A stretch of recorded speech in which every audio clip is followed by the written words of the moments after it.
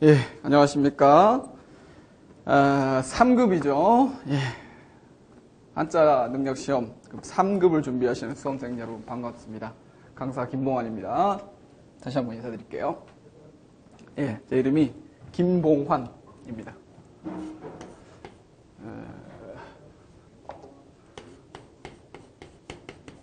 봉자가 봉우리 봉자예요.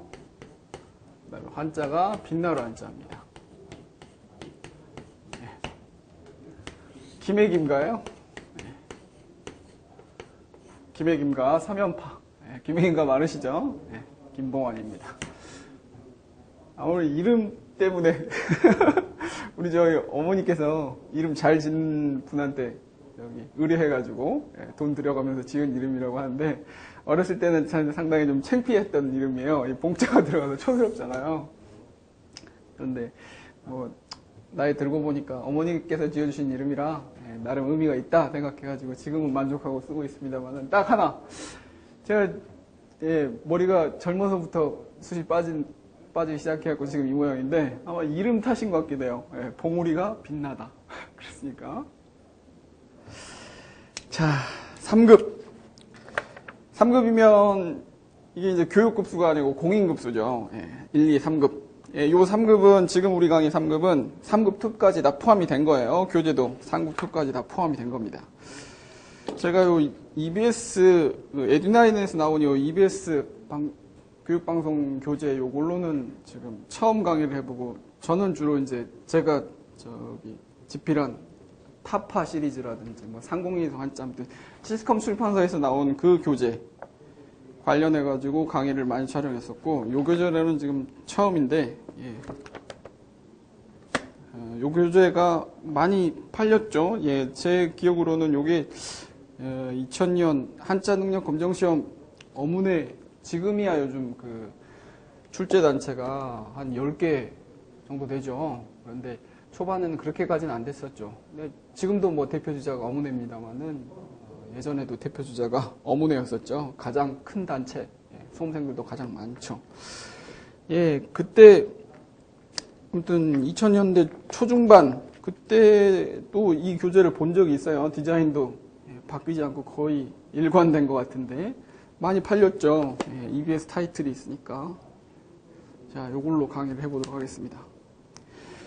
자, 그 강의 앞서 우리 저기 그 1급은 오리엔테이션으로 저기 육서 그 강의를 했었고, 1강은 2강은 지금 이제 3급 본문을 들어갈 건데 본격적으로 들어가기 앞서 가지고 간단하게 개괄적으로 강의에 대한 설명, 강의를 어떻게 활용할 것인지, 3급을 어떻게 대비할 것인지에 대한 몇 가지만 설명을 드리고 넘어가도록 하겠습니다. 배정한자가 1817자, 약간 변동이 있었습니다만은, 지금은 1817자죠. 거의 몇 자 추가되거나 뭐 이런 경우가 있습니다만은 거의 변동 없어요. 1817자, 대략 1800자. 이게 생활한자죠. 한 1800자 정도 요거 알면은 일상생활 하는데 거의 막힘이 없죠. 막힘이 없어요. 일상생활. 우리나라가 국한문 혼용하는 나라 아닙니까? 우리나라 언어 생활이요. 국어와 한자, 한수 한자, 한자예요. 국한문을 혼용하는 나라예요. 섞어서 쓰는 나라입니다. 그렇죠. 국한문을 혼용해요. 그래서 우리 쓰는 그 어휘를 보면은 태반이 한자 어휘가 많잖아요. 그 3급 정도 익히면은 1800자 정도 익혀놓으면은 국한문을 혼용하는 이 나라 언어 생활에 전혀 어려움이 없다 이거죠. 선생님 저는 지금도 한자 모르는데 지금도 언어 생활에 어려움이 없는데요. 아니에요. 어휘를 분명히 의미를 모르고 사용한다든지 잘못 사용하는 경우가 많을 겁니다. 비단 3급이라는 그 한자 능력 검정시험 자격증을 따기 위해서 뿐만 아니고 요 1800자는 일상 언어 생활을 하는 데 있어서도 상당히 의미가 있습니다. 뭐 하위급수는 제가 이렇게까지는 뭐 한자 공부의 당위성까지 설명은 안 합니다만 3급 정도는 요거는 설명해야 되겠죠. 한자 공부 왜 해야 되는지 제가 두 가지만 말씀드릴게요. 물론 시험에 합격하기 위해서 자격증을 따기 위해서 공부하시겠지만은 그거보다는 좀 더 큰 그 거시적인 그런 안목으로서 이 한자를 보세요. 첫 번째가 이 한자라는 게 아까도 말했습니다만은 우리나라 그 우리나라 언어가 무슨 한글을 전용하자 이렇게 주장하는 분도 많고 그렇다는 거 알고 있습니다만 현실적으로 그렇지 않죠. 불가능하죠. 국한문을 혼용하는 나라입니다. 그렇기 때문에 당연히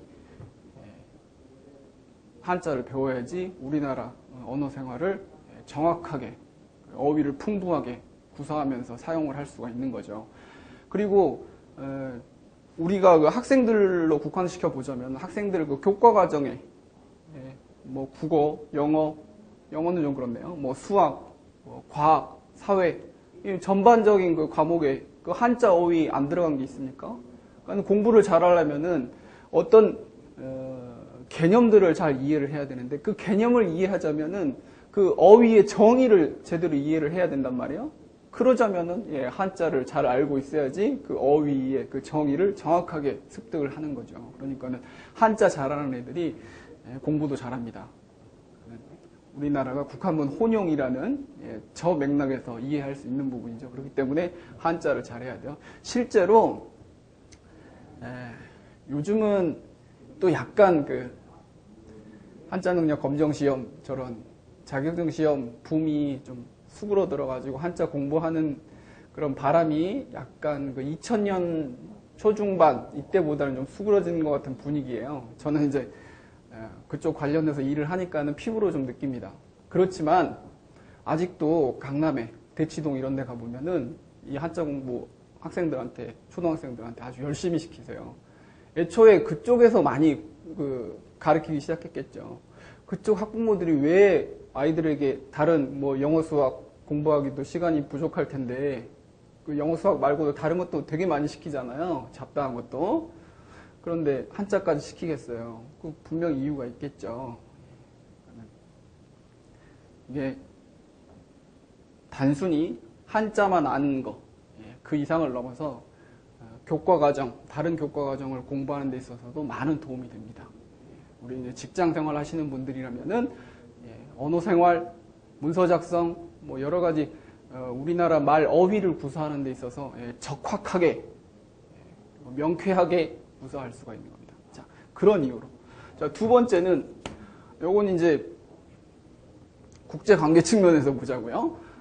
우리가 동아시아 문화권에 있는 나라잖아요.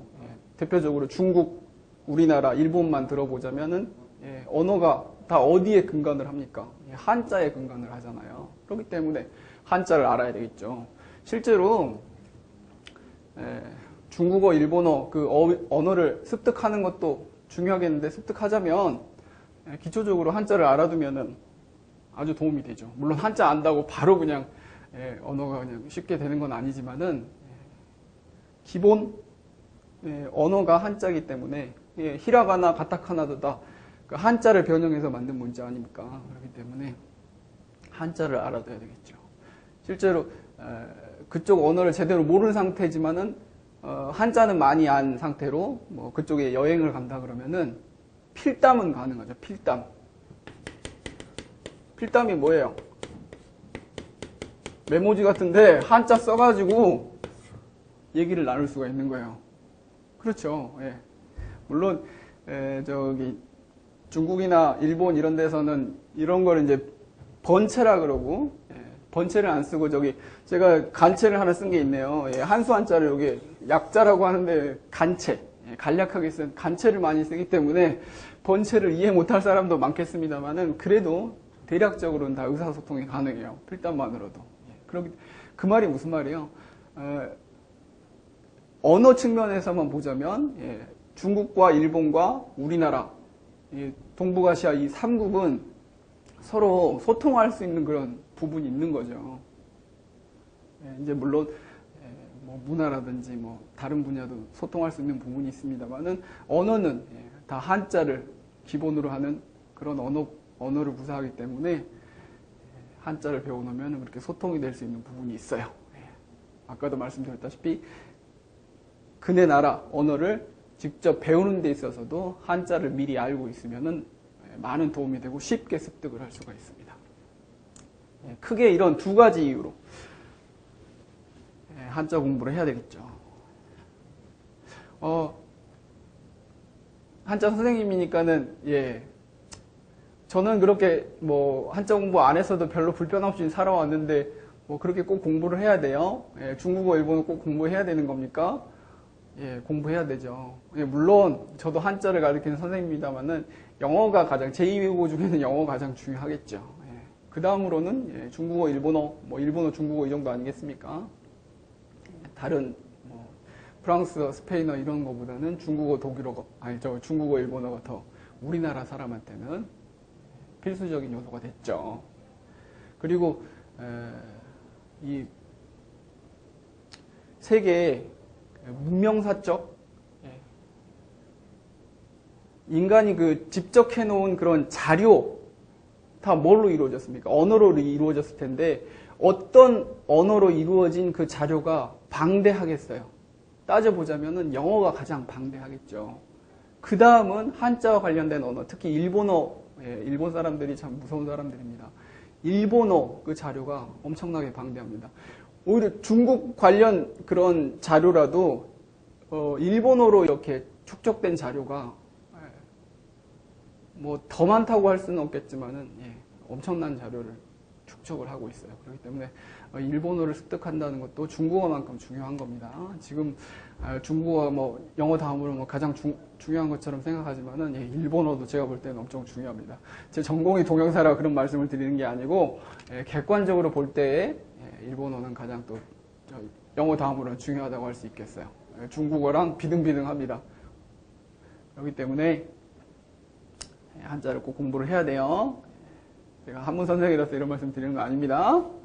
객관적으로 볼 때 중요한 문자이고 언어들이고 그래요. 자, 그러면 한자 공부의 당위성을 잠깐 말씀을 드렸고 그 다음에 3급 우리 강의가 어떻게 구성이 될 거냐면요.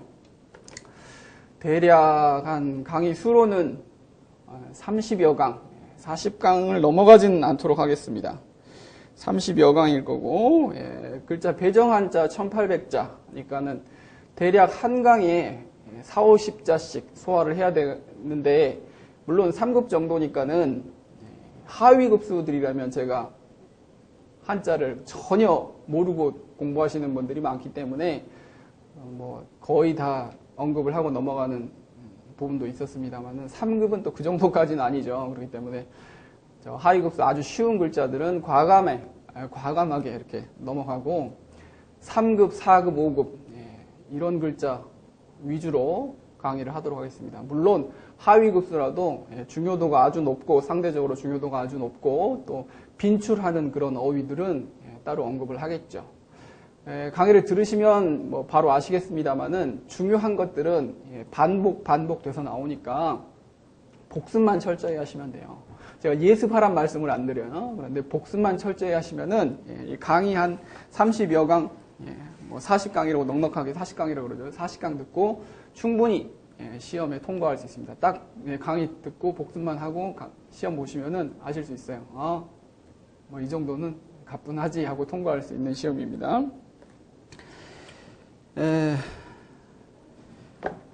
저기 3급 1800자를 다 언급은 못하지. 그러니까 한 강당 한 4, 50자 넘어간다는 거는 이 번호수로 4, 50자 넘어간다는 거고요.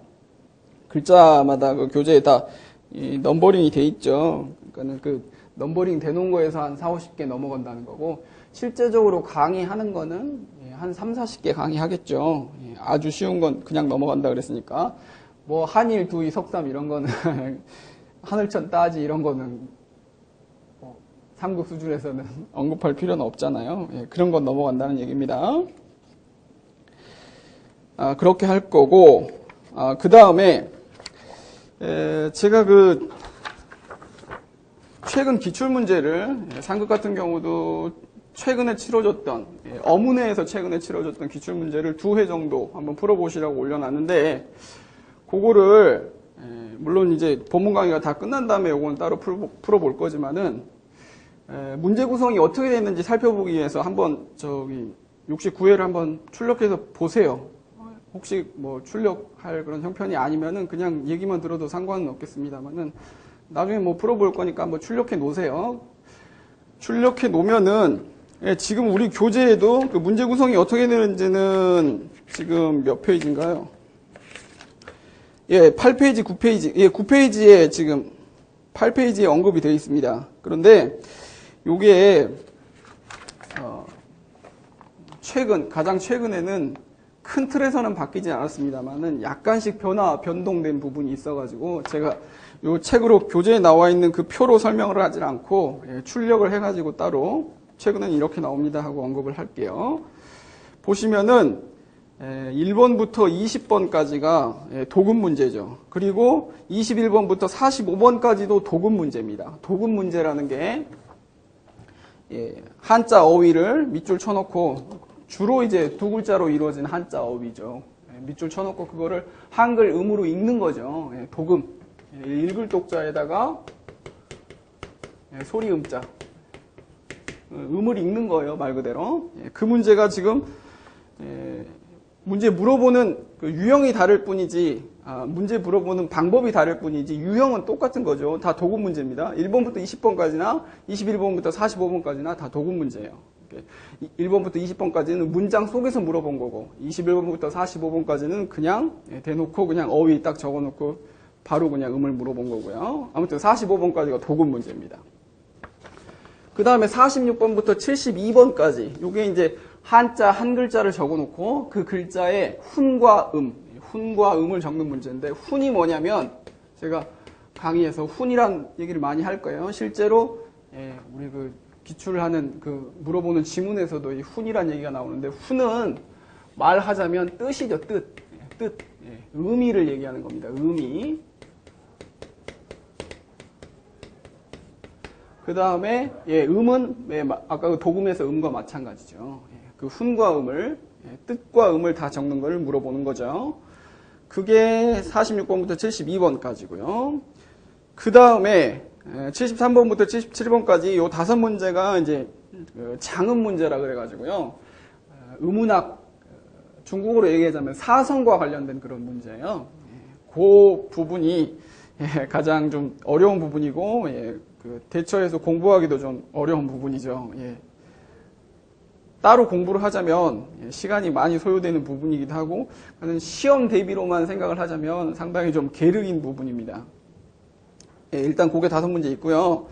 그 다음에 78번부터 107번까지 대략 30문제, 30문제죠. 30문제가 한글을 한자로 적는 부분입니다. 한글을 한자로 적는 부분. 문장 속에서 한자 어휘가 있는데 그거를 일단 한글로 적어놓고 그거를 한자로 적는 부분이에요. 이 부분이 상대적으로 오답률이 높고 실제로 수험생들도 좀 어려워하는 부분이죠. 자, 그러면 지금 107번까지 문제 구성이 어떻게 돼 있어요?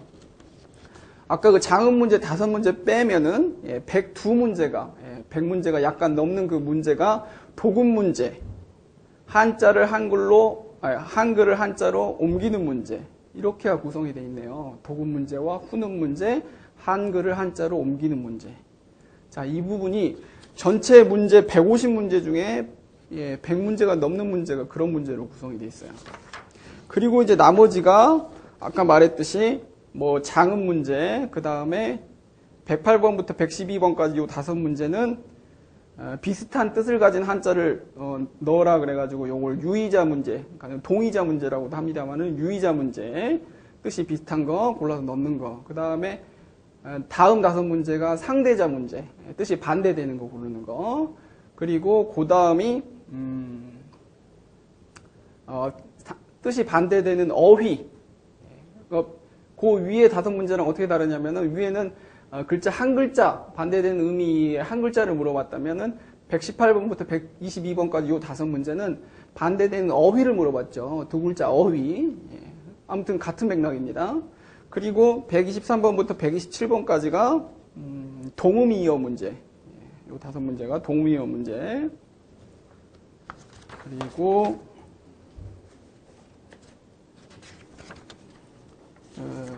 128번부터 137번까지 요 10문제가 이제 사자성어 문제인데 빈칸에 채워 넣는, 예, 사자성어 4글자를 다 물어보는 게 아니고 사자성어 중에, 예, 한쪽만 한 글자만 블랭크 해놓고 그 글자를 채워 넣는 완성형 문제라 그래가지고 사자성어 문제입니다. 예, 뜻도 적어놨기 때문에 난이도가 그렇게 높지는 않아요. 아무튼 사자성어를 알아야지만이 풀 수 있는 그런 문제. 그 다음에 138번부터 142번까지가 부수 문제. 다섯 문제 나오죠. 그 다음에 약자 문제가 대략 3문제 나오고요. 그 다음에 한자어의 뜻을 쓰는 문제, 예, 한자 어휘가 있고 그 한자 어휘를 풀어서 뜻을 쓰는 문제. 그렇게 해서 150문제로 이루어져 있습니다. 그러면은, 예, 대략 많은 부분을 차지하는 게, 예, 도금 문제, 후는 문제, 예, 한글을 한자로 옮겨 적는 문제, 이 문제가 가장 큰 부분이죠. 대략 150문제 중에 100문제니까는 3분의 2 정도 차지하지 않습니까? 태반이, 예, 그런 문제죠. 그러니까는 그 부분에다가 집중을 할 겁니다. 그 부분을, 예, 점수를 거의 맞아야지, 예, 합격을 하는 거죠.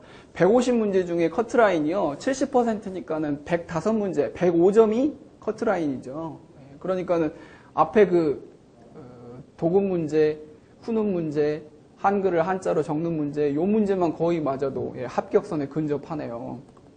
그리고 나머지, 예, 한 5문제, 5문제, 뭐 3문제 이렇게 이루어진 뭐 유의자, 상대자, 사자성어, 뭐 부수, 뭐 약자 이런 문제들은, 예, 우리 본문 진도 과정 속에서 다 소화가 될 겁니다. 예, 한 글자만 하고 넘어가는 게 아니고 관련 어휘, 예, 그 글자와 상대되는 글자, 뭐 의미가 비슷한 글자, 어휘 중에서도 의미가 상대되는 어휘, 그 문제도 나왔었잖아요. 그 다음에 동음이어, 뭐 사자성어, 약자, 부수까지, 예, 본문 학습 과정 속에서 다 소화가 되는 겁니다. 따로 우리 교재에는 저 뒤에 가보면은, 예, 따로 모아가지고, 예, 부록처럼 실어놨습니다만은 출제 유형별 익히기라 그래가지고 저기, 예, 513페이지 가면은 이렇게 뭐 사자성어라든지 따로 모아놨습니다만은 요걸 따로 강의를 하지 않고, 따로 강의하면 효율성이 떨어지죠. 예, 본문 학습 과정 속에서 다 소화가 될 겁니다.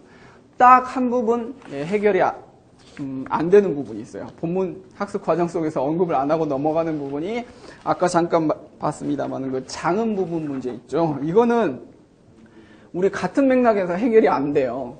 예, 앞에 여러 유형들은 우리 한자 어휘 익히고 뭐 그런 속에서 다 소화가 됩니다. 부수도 따로 그냥 조금만 언급하면 되는 건데, 그 장음 문제는 의문학적인 측면이라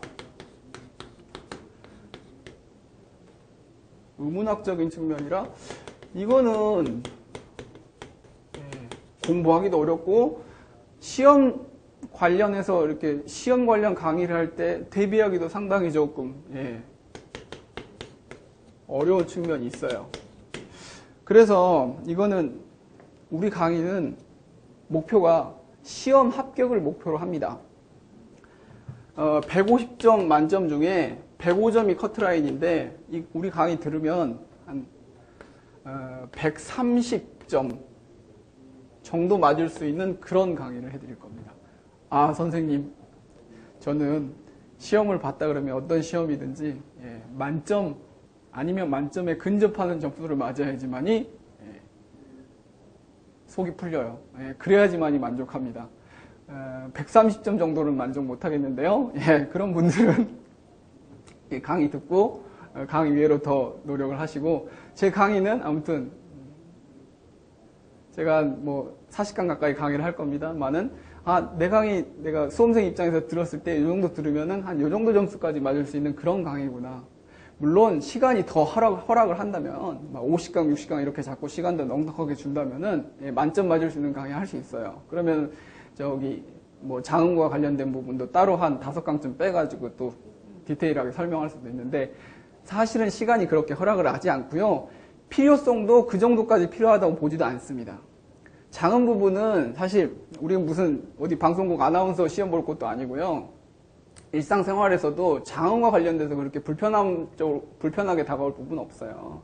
우리가 이제 중국어를 배운다든지 그러면 이제 사성을 기본적으로 알아야 되기 때문에 그렇다면 얘기가 다르겠지만은 우리 일상생활에서는 뭐 그렇게 그러니까 뭐 그렇게 불편할 건 없고요. 시험을 보는 데 있어서도 대세에 지장을 주지 않은 아주 지역적인 부분입니다. 그러니까 우리는 이 근간이 되는 뿌리하고 줄기가 되는 이런 부분, 아까 말했듯이 뭐 도금 문제라든지 훈음 문제라든지 그다음에 뭐 한글을 한자로 옮겨 적는 문제라든지 한글 어휘를 한자로 옮겨 적는 문제, 이 부분이 배교 문제니까 이 부분이 근간인 거죠. 나머지 이제 뭐 사자성어라든지 사자성어 10문제 나오죠. 그 다음에 뭐 유의자 문제, 동의자 유의자 같은 말이에요. 그 다음에 상대자 문제,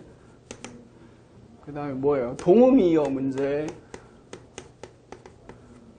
그리고 약자 문제, 그 다음에 뜻을 쓰는 문제, 한자 어휘의 뜻을 쓰는 문제, 여기 한 3문제 나왔었죠. 뭐 대략 요렇게가 나머지 부분 아닙니까? 그 다음에 뭐 있었나요? 장음 문제가 따로 떼놓고 볼게요. 요게 한 5문제 있었어요. 그러면은 요게 한 45문제잖아요. 그러니까는 근간이고 그 다음으로 중요한 거, 요거는 다 본문 학습 과정 속에서 소화를 할 겁니다. 그러니까 요거는 아주 지역적인 가지와 잎사귀 같은 그런 부분 아닙니까? 이 부분은 시험을 합격하는 데 있어서 그 대세에 지장을 주지 않을 뿐더러 실제 생활에 있어서도 그렇게 중요함을 모르기 때문에 인지하지 못하기 때문에 이 부분은 과감하게 넘어갈 거예요. 따로 언급 안 할 겁니다. 그래도 선생님 시험에 나오는데 전혀 언급을 안 하면은 저는 불안한데요. 그러면 안 될 것 같은데요. 이런 분들이 분명히 계실 거예요. 저도 오프라인에서 강의를 할 때도 그래도 선생님 조금이라도 어떻게 대비할 수 있는 방법을 설명해 주세요. 대비할 수 있는 팁은 몇 가지 드릴 겁니다.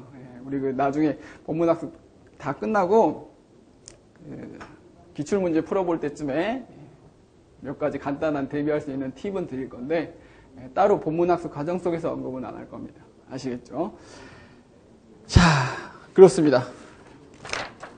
그렇게 강의 구성이 될 거고 여러분도 준비를 강의 활용을 그렇게 하시면 되겠어요. 자, 다시 한번 얘기는 복잡했습니다만은 간단해요.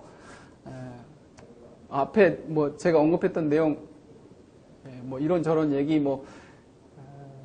신경 쓰기 싫습니다. 그러면은 신경 안 쓰셔도 돼요. 그냥 본문학습 강의만 열심히 들어주시면 됩니다. 그리고 복습만 열심히 하시면 돼요. 중요한 거는 시험에 관련돼서 중요하다든지 이런 거는 자꾸 반복돼서 얘기하기 때문에 귀에 딱지가 앉을 정도로 얘기할 거예요. 그렇기 때문에 대략 그렇게만 알고 계십시오. 자, 그러면 본격적으로 배장한자 정복하기 본문학습 1800자, 1817자 요 공부를 해보도록 하겠습니다. 가나다라 순으로 돼 있죠. 모든 교재가 다 그렇습니다. 다 가나다, 기역, 니은, 디귿 순으로 돼 있어요. 한자 자격시험 관련해가지고 단체가 여러 군데 있죠. 대표적인 게 아까 말씀드렸다시피 어문회. 저도 요거 옛날에 저는 아주 오래전이죠. 관련돼서 일을 해야 되니까 저도 시험이 어떻게 나오는지도 알아야 되겠고 자격증도 좀 따놔야 될 필요가 있다 생각을 해가지고 저도 시험을 쳤었는데 어문회 시험을 쳤었어요. 그 다음에 상공회의소라는 단체 시험도 한번 쳐봤었네요. 아무튼 저기 8페이지에서부터 보면은 각 관련 단체들 시험을 어떻게 내는지 그 전형 문항수 시험 시간 배정한자 이런 게 나와 있네요. 읽어보시면 되겠고 우리는 아무튼 기준은 어문의 기준으로 합니다. 교재도 어문의 기준에서 구성이 되어 있어요. 배정 한자가 좀 달라요, 단체별로. 많은 차이는 없는데 대체적으로 좀 다릅니다. 자, 52번에 1번 아름다울까 자부터 나가도록 하겠습니다. 아름다울까. 사람인변에다가 오른쪽이 쌍토규라는 거죠. 쌍토규. 쌍토가 뭐예요? 쌍토가. 노란색. 쌍토가 흑토가 두 개 있다 그래서 쌍토규라고 합니다. 이 글자만 따로 놓고 보면은 쌍토규자라는 음이 규이고 뜻이 흑토가 두 개 있다 그래서 쌍토 이런 뜻을 가진 규자예요. 그런데 우리가 우리 1강 오리엔테이션에서도 그 형성문자에 대해서 언급했습니다만은 요것도 형성문자예요. 이 부분에서 음이 나온 거예요. 선생님 쌍토규래매요. 그리고 이건 아름다울 가래매요. 음이 다른데요. 음이 이제 파생을 해가지고 아주 꼭 같은 이게 규라 그래가지고 규라는 음으로만 나오진 않아요. 약간 달라져가지고 파생해가지고 나오는 경우도 많습니다. 그런 경우예요. 그래서 이 부분이 들어간 글자들이 아름다울 가자도 그렇고 저기 5번에 거리 가자도 그렇고 가운데 지금 쌍토규가 들어가 있죠. 가라는 음이 나오기도 하고 또 규라는 음도 나오기도 해요. 규라는 음이 나오는 글자가 뭐 있나요? 옥돌규자 있는데 옥돌규자 너무 어렵네요. 그건 1급에서나 배울 글자고 별규자라고 있습니다. 이것도 밑에 쌍토규가 들어가 있죠. 여기서 이제 규라는 음이 나온 거예요. 이게 별규자예요. 사람 이름에 요 규 잘 들어가거든요. 요 규자 들어가는 인명에 자기 이름에 요 규자 들어가는 사람 분명히 있을 겁니다. 이 수험생들 중에도. 우리 3급 정선지니까 자기 이름 한자로 쓸 줄은 아시죠? 자기 이름도 한자로 못 쓰고 그러면 안 돼요. 한자 뭐 어떤 공부든 그렇고 특히 우리 외국어 공부, 그다음에 언어 공부 다 그렇습니다. 관심이에요. 우리 한자 같은 경우는 조금만 관심 가지면은 주변에서 자기 생활하는 데 있어서 한자가 얼마나 넘쳐납니까? 조금만 관심을 가지면은 재미를 가지고 흥미를 가지고 공부할 수 있는 부분이에요. 뭐 지나다니면서 보면은 한자 어휘로 된 그런 말들, 뭐 간판들, 뭐 현수막들 이런 거 보면서 저런 한자 어휘로 이루어졌구나 알 수 있죠. 그런 거 조금만 관심 가지면은 좀 뭐 효율적으로 공부할 수 있습니다. 그러니까 열심히 노력하는 사람이 뭐 가장 좋은 것 같지만은 그거보다는 즐기는 사람을 못 따라간다 그러잖아요. 즐기는 이왕 공부할 거 한자 공부를 즐기세요. 우리 일상생활에서 즐길 마음만 먹으면 즐길 만한 그런 요소가 널렸습니다. 자, 아름다울 가자 형성 문자예요. 일단 유의자 거기 적어놨죠. 유의자 제가 동이란 말을 안 쓰고요. 같을 동자 뜨드자 동의자 동이란 말을 잘 안 쓰고 저는 유의란 말을 앞으로 쓸 겁니다. 그러면은 선생님 말한 유의가 동이랑 비슷한 거구나 아시면 돼요. 물론 동이랑 유의는 약간 차이가 있기 때문에 제가 구분을 해서 쓰는 거겠죠.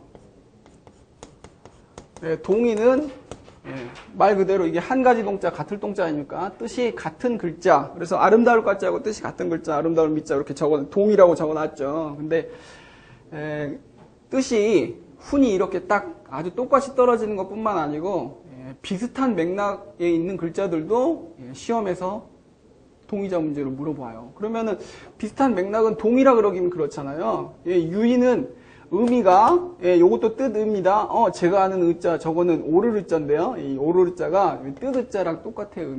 의미가 통용이 되는 경우입니다. 요게 뜻의 의미가 있어요. 아무튼 이 유는 무리유자예요. 비슷한 거를 이 유를 써가지고 표현해요. 그래서 의미가 비슷한 글자들. 요거는 아주 똑같다 그러면은 요거는 의미가 비슷한 거예요. 그러니까는 범위가 이 동의가 한 이 정도라 그러면 유의는 한 이 정도겠죠. 동의를 포함하고도 더 넓은 부분이죠. 그러니까는 유의자라고 하는 게 맞을 것 같아요. 아시겠죠? 그 다음에 반대자도 마찬가지예요. 반대자도.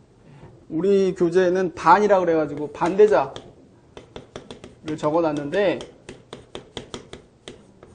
반대자도 저는 반대라고 안 하고 상대라고 할 겁니다. 아까 동의를 유의라고 한 것과 비슷해요. 상대자라고 할 겁니다.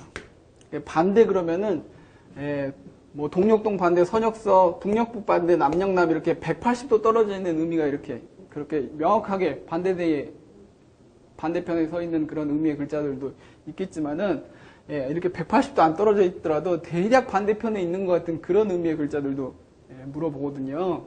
시험에도 그렇게 나오거든요. 보기가. 그래서 상대자라고 할 거고 유의자라고 할 겁니다.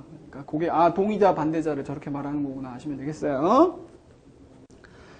자, 아름다울 가짜 유의자는 아름다울 미자 되는 겁니다.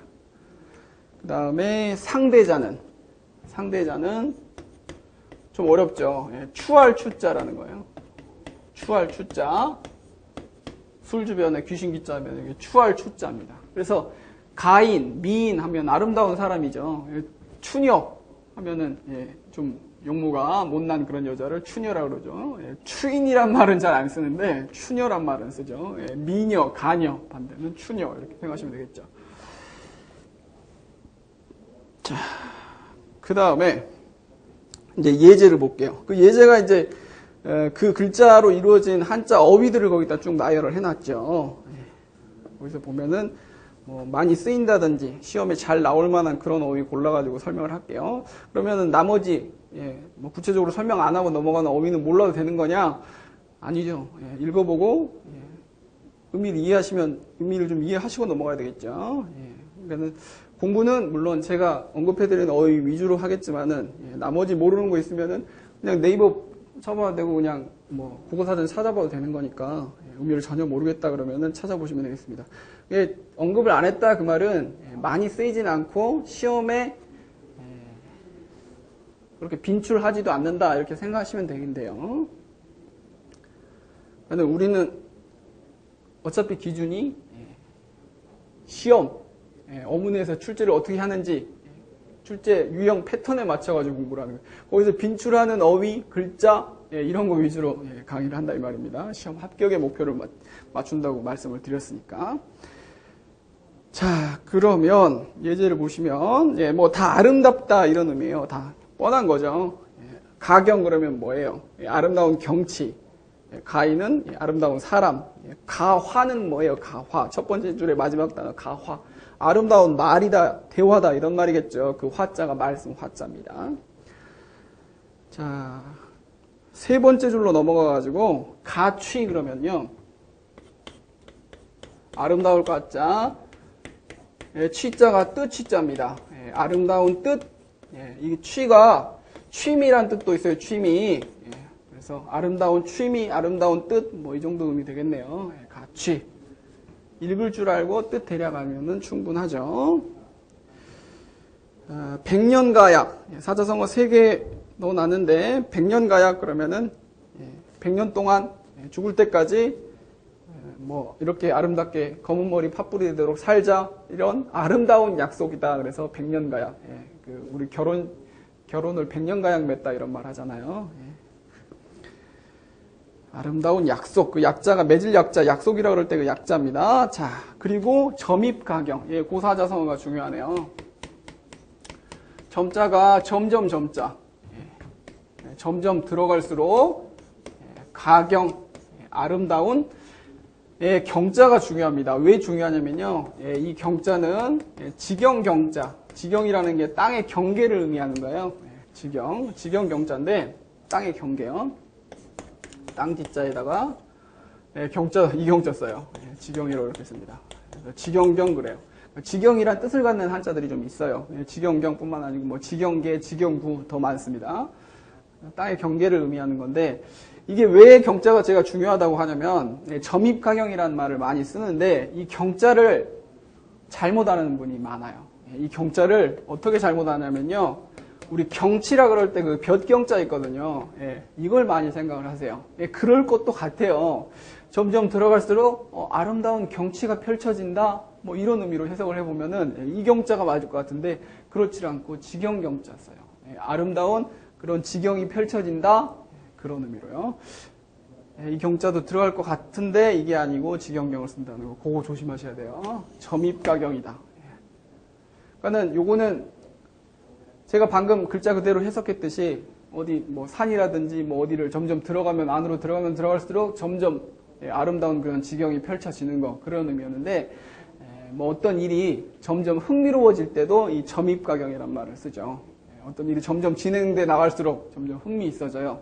그럴 때도 이 점입가경이란 말을 쓸 수 있습니다.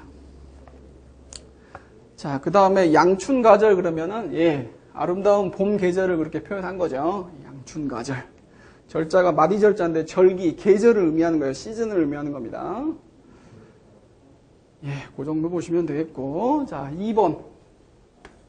실언가자. 실언가자는 구성이 더할 가자 밑에 나무 목자를 써놨습니다. 이 글자도 여기서 가라는 의미 나왔고, 실엉이라는 게 나무로 만든 거니까 밑에서 뜻이 나왔네요. 형성 문자네요. 제가 그 육서 할 때도 언급을 했었습니다만, 한자의 많은 부분, 많은 어휘들이 형성 문자라 그랬죠. 형성 문자 원리를 깨우치면은 이 글자를 처음 봤다 그래도 대략 저 더할 가자를 알아요. 그러면 저기서 가라는 의미 나오겠구나. 그리고 밑에 나무목 있으니까 나무와 관련된 어떤 뜻을 갖겠구나. 실엉이라는 구체적인 의미를 모르더라도 그렇게까지는 유추해낼 수 있는 겁니다. 실엉가예요, 실엉. 실엉이 뭘까요? 실엉이 좀 어렵네요. 일종의 선반 같은 거라고 생각하시면 돼요. 물건 올려놓는 선반. 저도 옛날에 그 시골집 가보면 이렇게 나무 선반 말고요. 나무는 나무인데 대나무로 이렇게 저 위에 끈을 매달아가지고 대나무를 이렇게 2개, 할머니 할아버지 댁 가면은 이렇게 대나무를 이렇게 허공에 딱 2개 걸어놓고 거기에다가 어떤 물건을 매달아 놓는다든지 그렇게 많이 쓰시더라고요. 이게 실엉이라고 생각하시면 되겠어요. 선반이라고 생각하셔도 되고, 이렇게 대나무 걸쳐놓고 거기다가 물건 올려놓는 실엉. 그 실엉입니다. 뭐 유의자, 상대자 볼 건 없고요. 예제를 바로 보시면은 예제에서 중요한 단어들이 좀 있네요. 그 가교 같은 단어. 가교가 뭡니까? 교자가 다리교자라는 거예요. 다리교자. 다리. 요 지금 사람 다리 말고요. 무슨 한강 다리, 원효대교, 뭐 성산대교, 그럴 때 그 다리 말하는 거예요. 가교는 다리를 놓는 거예요. 이 실엉이 아까 지금 무슨 선반처럼 이렇게 가로질러 놓는다 그랬잖아요. 놓는다라는 의미가 있어요. 그래서 다리 놓는 거를 가교라고 그럽니다. 그래서 꼭 뭐 다리를 건축하는 것뿐만 아니고 어떤 사람과 사람, 나라와 나라 연결하는 거를 가교란 말을 써가지고 표현하죠. 가교 역할을 한다. 외교에서 가교 역할을 한다. 그러면 이어주는 다리 역할, 중매인 역할, 매개체 역할을 한다 이런 말이겠죠. 다리를 놔야지 서로 소통이 되는 거니까. 자, 그 다음에 가설 그러면은 요게 이제 실엉 설치하는 거예요. 실엉 설치하는 걸 가설이라 그럽니다. 그런데 요건 동음이어 문제 생각해 볼 수 있겠네요. 가설이란 음을 갖는 한자 어휘들이 좀 있습니다. 뜻은 전혀 다른데 일단 뭐가 있겠나요? 아직 정해지지 않은 임시의 학설 또는 뭐 가짜 학설이라 그러면 좀 그렇고요. 아직 인정받지 못한 학설을 가설이라 그러죠. 또는 가설물이라는 게 있죠. 임시로 설치해 놓는 거. 저 가짜가 거짓 가짜인데 거짓, 뭐 임시 이런 의미가 있어요. 그러니까 요 밑에 베풀설자 가설은 임시로 설치해 놓는 거예요. 가설물. 요 정도 보시면 되겠습니다. 실언 가짜 가설은 설치해 놓는 거, 공중에 가로질러 설치해 놓는 거. 거짓 가짜, 말씀설자 요 가설은 아직 확정되지 않은 어떤 학설, 거짓 가짜, 베풀설자 이 가설은 임시로 설치하는 그 가설 이렇게 되는 거죠. 자, 그 다음에 고가도로, 높이 가로질러 놓는 도로, 고가도로. 그리고 그 밑에 가공인물, 그거 중요하네요. 가공인물이 뭐예요? 이 가공이란 말 자체가 공중에다가 뭘 걸쳐 놓는 거예요. 공중에다가 밑에 안 받치고 위에 잡아놓지 않고 걸쳐 놓으면은 제대로 걸쳐 놓을 수 있나요? 그냥 밑으로 떨어지겠죠. 그 가공이란 말이 실제로 존재하지 않는 거예요. 이유나 근거 없이 꾸며대는 거, 뭐 이런 걸 가공이라고 할 수 있겠어요. 그러니까는 가공 인물도 실제로 존재하지 않는 어떤 인물을 거짓으로 꾸며내가지고 만든 거죠. 그게 가공 인물이죠. 그 가공 반대는 실제 정도 되겠습니다. 실제. 실자가 열매 실자 되겠죠. 제자는 있을 제자. 가공 반대는 실제. 한자 어휘, 상대되는 한자 어휘 문제도 한 3문제인가 5문제 있었죠. 이렇게 대비를 할 겁니다. 본문학습. 글자, 한 글자만 설명하는 게 아니고 그 글자로 이루어진 어휘들, 동음이어, 무슨 상대자, 반대자, 유의자, 사자성어, 반대되는 어휘 이런 것까지 다 설명을 이렇게 하고 넘어갈 겁니다. 이렇게 공부하는 게 효율적인 거죠. 따로 떼서 공부하면 그건 전혀 효율적이지가 않아요. 자, 그 다음에 십자가 그럴 때도 저 실언가짜 쓰겠습니다. 3번 틈가짜, 결을가짜. 나리를 하고 지금 오른쪽에 있는 이 부분, 저 부분에서 가라는 의미 나는구나 알 수 있죠. 어떻게 알 수 있냐면 그 밑에 거짓가짜도 이 부분이 동일하게 들어가고 가라는 의미 나오잖아요. 자, 왼쪽에 있는 이 변이 다른 거죠. 변이. 이거는 나릴, 결을, 틈, 뭐 시간적인 그 틈을 얘기하는 거니까 나릴이 시간의 의미로 들어가는 거죠. 자, 요거는 약자를 알으셔야 됩니다. 약자 노란색으로 써볼까요? 왼쪽에 나릴, 변은 똑같이 쓰고요. 오른쪽이 간단해지는데 오른쪽을 도리어반으로 이렇게 쓰면 됩니다. 자, 이 부분이 도리어반으로 간단해졌죠. 그러면 같은 원리로 약자도 이게 패턴이 있어요. 그래서 거짓가짜도 이 부분이 똑같이 들어가잖아요. 그러니까 거짓가짜도 약자를 이렇게 쓰면 되겠죠. 아시겠죠? 틈과 결을가. 그 결을가짜에서는 휴가라 그럴 때 이 가짜를 쓰겠죠. 휴가. 출산 휴가할 때 휴가요. 휴자가 쉬휴자 아닙니까? 쉬는 결을, 쉬는 날, 쉴 결을 할 때 그 휴가죠. 그 다음에 여가 선용할 때 여가. 남는 틈, 남는 시간, 그거를 선용 그러면은 잘 사용하는 거죠. 선용 그러면은 잘 사용하는 겁니다. 뭐 선하게 사용하다 그러면 좀 어색하게 들리고요. 뭐 악하게 사용하는 거 반대인가? 그러면 좀 어색하고 잘 사용하는 거라고 생각하시면 되겠어요. 호용이라고 생각하시면 되겠어요. 여가를 잘 사용하는 게 여가 선용이죠. 그러니까는 뭐 휴일에 그냥 뭐 집에서 오후까지 잠자버리고 그렇게 허무하게 보내지를 않고요. 취미생활도 하고 뭐 책도 읽고 보람 있게 보내면 일단 마음도 다르잖아요. 하루를 잘 보낸 것 같고 그런 게 여가 선용이죠. 의미 있게 보내는 거. 자, 그 다음에 뭐 아까 휴가도 했습니다만은 병가 그러면 뭐예요? 병으로 휴가 내는 게 병가죠. 병가 내는 거, 아프다고 휴가 내는 거. 촌가 그러면 촌자가 마디촌자인데 시간적으로 아주 짧은 걸 의미합니다. 짧은 휴가를 촌가라 그래요. 짧은 결을, 짧은 결을이 맞겠네요. 짧은 결을. 그 다음에 한가, 한가롭다 할 때 그 한가요. 이 한자가 한가로울 한자입니다. 한가라고 이렇게 써요. 자, 4번. 거짓가짜. 아까 오른쪽 부분이 똑같죠? 그러니까 약자도 이렇게 쓴다고 말씀드렸습니다. 약자 문제가 거짓과 결을과 약자 문제가 좀 잘 나오는 편입니다. 아주 잘 나오는 건 아닌데 종종 나와요. 거짓가짜. 유의자는 의미가 비슷한 글자는 거짓 위자가 있죠. 위선자 그럴 때 거짓 위자죠. 진위. 참과 거짓을 진위라 그러죠. 진위를 판단한다 그럴 때 그 진위죠. 거짓 위자예요. 그래서 상대자는 참진자 되겠죠. 참과 거짓. 약자는 방금 했고요. 예제를 보시면은 아까 가설, 실언가짜 할 때 동음이어로 설명을 한번 했던 어휘네요. 임시로 설치하는 게 가설이라 그랬죠. 그 다음에 가발 그러면 가짜 그 모발 말하는 거고 가면 그러면 가짜 얼굴 그 정도 되겠죠. 가짜, 임시 뭐 이런 말이 많죠. 그런 의미를 갖는 어휘가 많다고요.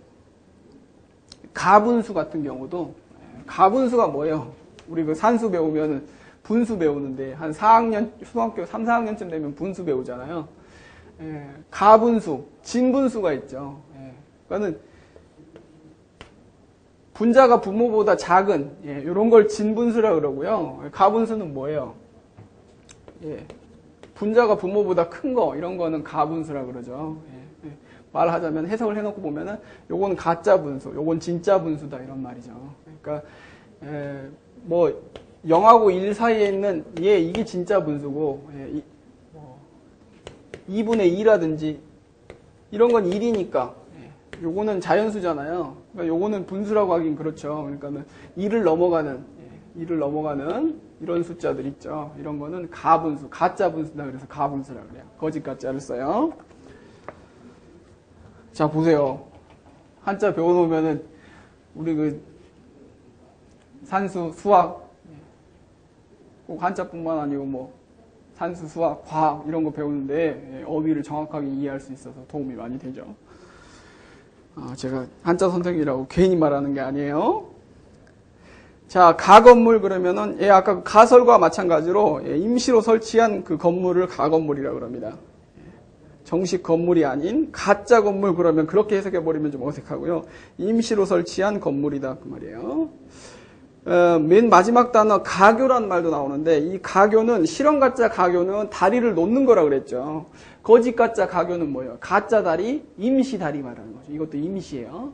그러니까는 거짓이라는 말과 임시라는 말이 이 뜻이 어찌 보면 아주 다른 것 같지만 다르지 않죠. 임시라는 거는 본질적인 것, 참인 것 이런 게 아닌 거. 그렇죠? 바뀔 거 이런 거니까 임시가 거짓하고 전혀 뭐 다른 의미라고 할 수 없습니다. 비슷한 의미예요. 그러니까 거짓이라는 의미에서 약간 파생된 의미다 이렇게 생각하시면 되겠습니다.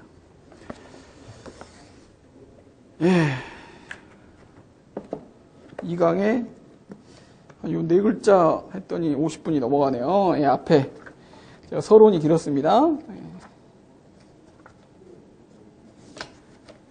이 강은 고기까지만 할게요. 지금 뭐 이 강은 제가 속도를 이렇게 빨리 안 했기도 하고 앞에 뭐 관련 설명을 하느라고 좀 이 정도 나갔습니다만은 3강부터는 훨씬 더 많은 어휘를 나가겠죠. 하루에 한 강당 소화하는 그 어휘가 상당할 겁니다. 뭐 넘어가는 페이지로서는 한 50글자 평균적으로 한 50글자 넘어갈 거고 실제적으로 강의하는 글자도 뭐 한 40자 뭐 이렇게까지 설명을 할 거니까 3, 40자 설명을 할 거니까 여러분들도 강의 듣고 나서 제가 예습하란 말씀은 안 드린다 그랬잖아요. 예습할 필요 없어요. 복습만 철저히 해주시면 됩니다. 듣고 나서 바로 이게 망각의 곡선이라는 게 있잖아요. 인간 이 머리가 유한해요. 물론 아주 그 정말 총명한 신동들은 한번 듣고 그냥 막 기억력도 아주 좋고 뭐 그러기도 하던데 그런 아이들 가끔 있어요. 근데 우리 같은 평균의 인간들은 그렇지 않잖아요. 시간에 따라서 이렇게 급격하게 잊어버리잖아요. 이 그 급격하게 내려가는 이 망각의 곡선을 그나마 기울기를 완만하게 해줄 수 있는 거는 복습이죠. 복습을 꼭 하셔야 돼요. 시험 볼 때까지 남아있는 양이 어느 정도 돼야 되잖아요. 그렇기 때문에 제가 반복하기도 합니다만은 전제는 여러분이 복습을 하셔가지고 그날 배운 건 그날 소화가 다 돼야 되는 거죠. 아시겠죠? 자, 수고하셨습니다. 3강에서 뵐게요.